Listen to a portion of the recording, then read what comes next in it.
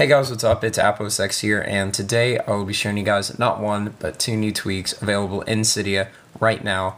However, each are made by different developers, and one is free and one is paid. I'll show you how to get both and the differences between them. But before I start off, basically what these tweaks do are they add a 3D effect to your Springboard without the need for glasses, so you don't have to look like an idiot wearing 3D glasses, nor do you need to purchase any. These work without the need of glasses.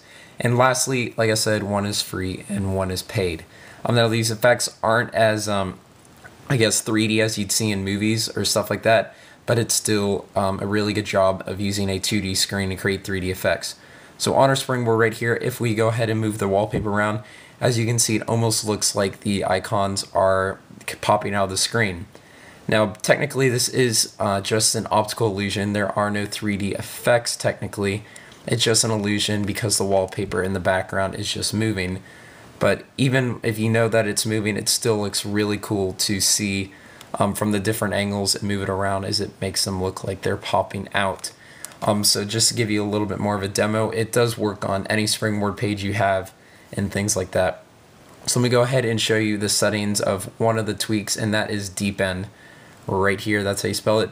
You can change multiple things like the zoom, the pitch, and the roll. Not sure exactly what the pitch and the roll do, but if you do turn up the zoom, you can turn up the zoom of the image, and it gets a little blurry and fuzzy, so I don't recommend that.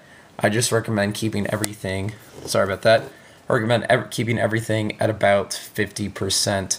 That just seems to work best for me.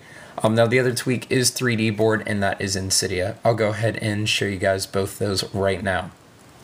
For 3DBoard, you can find it in the standard repo. It's just there by default, and it is a paid package of $2.99. So I'll go ahead and get that loaded up right here. And as you can see, it's right here, 3DBoard. It's by Apocalypse. So if you'd like to try that, purchase it. You can go ahead and try it out. It just doesn't seem quite as good as Deepen, which is free. So if you're looking for the better deal, then go ahead and go to Manage, Sources, and then go ahead and add this repo, rpetrie.ch/repo.